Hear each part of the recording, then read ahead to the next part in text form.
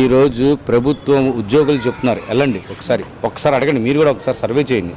ఈరోజు IPS officers నుంచి ప్రతి ఒక్క గవర్నమెంట్ టీచర్స్ నుంచి అందరూ ఈరోజు మేము ఒక ఆనందంగా మనము వాళ్ళకి ఒక వర్క్ చేయగలుగుతున్నాం.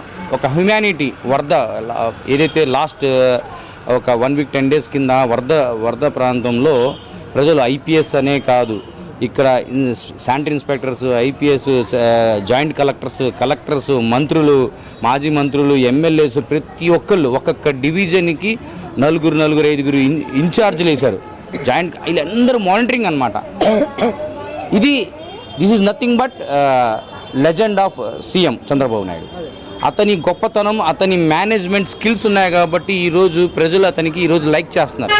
కాబట్టి వచ్చే నెక్స్ట్ 5 ఇయర్స్ కూడా నెక్స్ట్ 30 ఇయర్స్ కూడా ఇతనే కావాలంటున్నారు. ఎందుకంటే ఎక్సలెంట్ ప్లానింగ్ ఉంది ఆయన దగ్గర.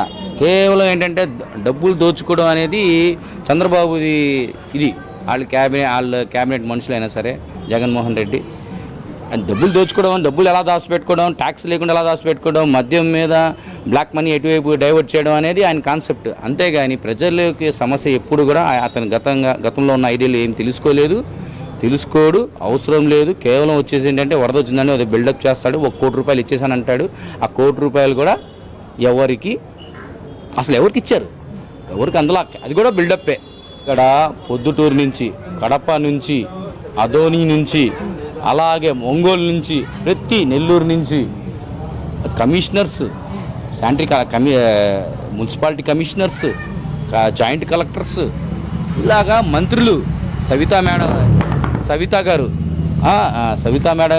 మంత్రి వాళ్ళు, బీసీ వెల్ఫేర్ మంత్రి సవితా గారు, అలాగే నెల్లూరు నుంచి ప్రశాంతి రెడ్డి గారు, ఇలాగా ఎన్నో ఒక్కొక్క డివిజన్, మా డివిజన్ గురించి చెప్తున్నా, కలెక్టర్స్ కాకుండా, జాయింట్ కలెక్టర్స్ కాకుండా, కమిషనర్స్ కాకుండా ఇంతమందితో పాటు ఒక మున్సిపాలిటీలో ఉన్న 200 మెంబర్స్ ఒక్కొక్క డివిజన్కి పెట్టి, అలాగే ఫైర్ ఇంజన్స్ 1కి 4, 10 మనిషికి ఒక ఫైర్ ఇంజన్, స్పాట్లో వాటర్ పోగానే క్లీనింగ్, దాని తర్వాత బ్లీచింగ్, దాని తర్వాత ఫాగ్, అన్నీ ఒక సిస్టమేటిక్గా చేశారు. కాబట్టి ఈరోజు అలా చేశారు కాబట్టి వైరల్ ఫీవర్స్ కూడా ఎక్కువ లేవు, తక్కువ ఉన్నాయి.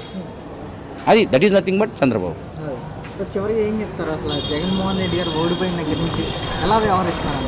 జగన్మోహన్ రెడ్డి అంటే ఆల్రెడీ సైకో.